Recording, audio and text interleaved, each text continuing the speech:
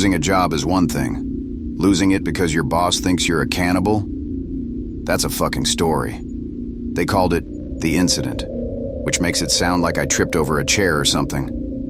No, this was much worse.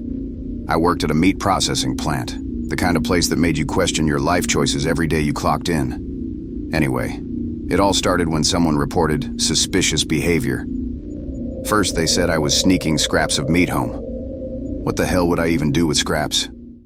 The boss called me into his office and asked outright if I was eating the inventory. I laughed in his face. You think I'm grilling scrap steaks in my backyard? Get out of here. But the rumors spread like a goddamn wildfire. Suddenly, people were afraid to be alone with me, whispering about how I always worked late shifts alone and could do anything without being caught. Another genius decided my freezer at home must be full of untraceable human cuts. By the time HR got involved, someone had gone full Nancy Drew and claimed they saw me stuffing a bag with cuts right off the processing line. Apparently someone wanted me gone pretty damn bad, and that was it for them. I got fired before I could defend myself. Fine. Screw them. But that night I went back to the plant to get my tools. They were mine after all. While there, I heard voices, low murmurs, coming from the walk-in freezer. When I opened the door, I found my supervisor and the complaining coworker arguing over a body, and it wasn't a cow.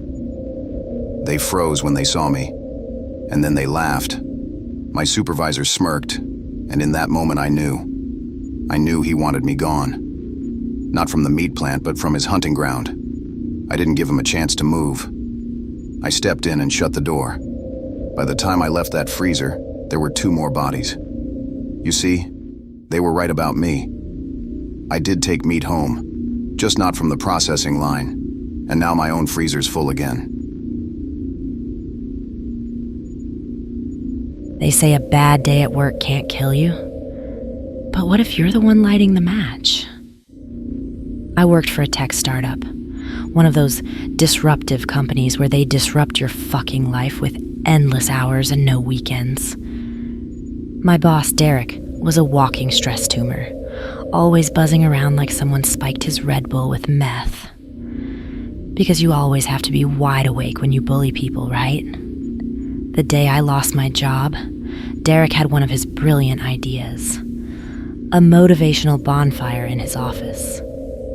We're burning away negativity, he announced, tossing reports and plans into the flames of his pretentious fireplace like some corporate shaman. It was all fun and games until he turned to me. Throw those in, he barked, pointing at my project files that I worked on for months. They're dead weight anyway, I snapped. I told him to shove his bonfire where the sun didn't shine, and he lost it, screaming, shoving, and threatening to fire me. The flames were inches away when I grabbed a fire extinguisher and slammed it into his face. HR didn't even ask for my side before kicking me out. As for the other 5 spineless coworkers that were there and witnessed the entire scene, they didn't say shit. Whatever. A week later, the entire office went up in flames. The fire marshal on the local news said it seemed this was an unfortunate accident due to a malfunction with the faulty fireplace. The company would be holding a memorial for the entire team. It was perfect, because I made it perfect. The only thing I regret is not being there, front and center, to watch it burn. She hired me to clean her house, but some messes need more than a mop to fix. I became a housekeeper to survive, not to live. It's not glamorous work, but it's honest work, or it was. Most of the people I worked for were fine, but then there was her, Evelyn Strickland. If Satan had a Pinterest board, it'd be full of her ideas. Evelyn was the kind of woman who didn't talk to you. She talked at you, usually with a list of imaginary complaints you've done wrong and a disdainful smirk. When I first walked into her mansion, everything gleamed.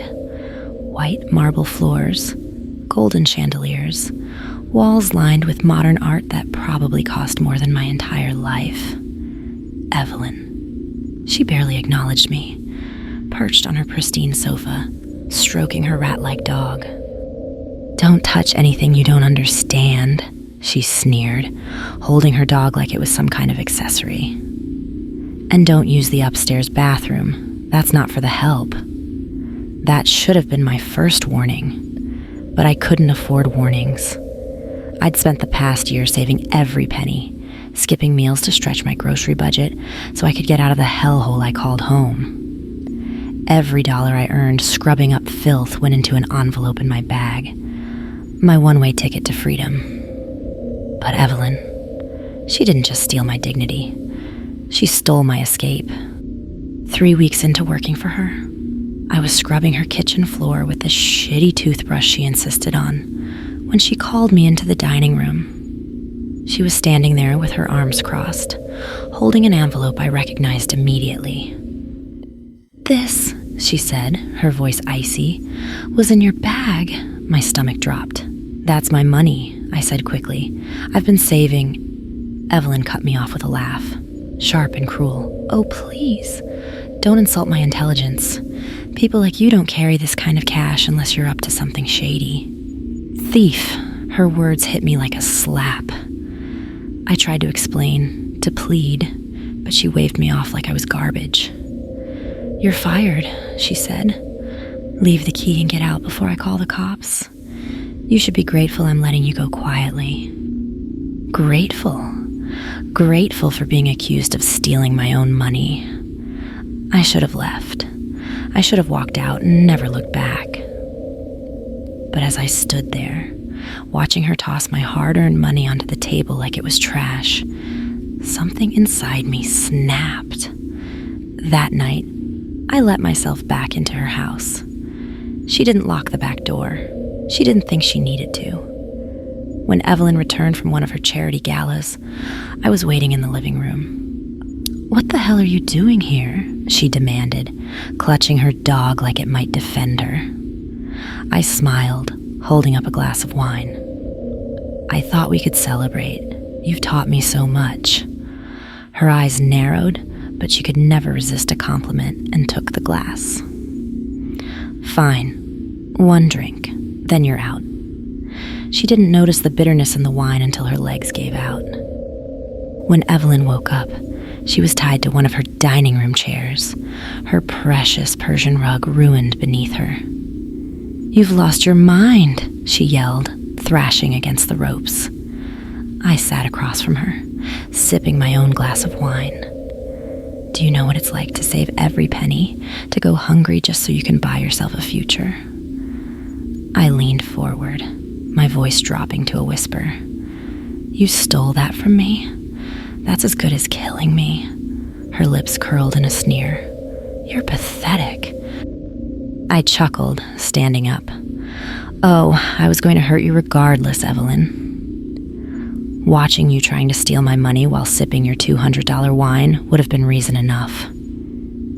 But what really sealed it for me?" I gestured toward the staircase. "I decided to see what was in your precious upstairs bathroom." Her face paled. "You really should have picked a better hiding spot," I continued. "Who knew I'd find literal skeletons in your closet? And each one still had on their maid uniforms." She began to tremble. "You don't understand." "Oh, I understand perfectly," I said, my smile widening. "You don't need the money. You just like breaking people. And this time you found someone who's all too willing to play your game with you." I knelt down so I was at eye level with her. "I cleaned up your messes for weeks. Tonight, I'll clean up my own." By the time I was done, the only thing left of Evelyn was the dust I swept up, just in time for garbage day.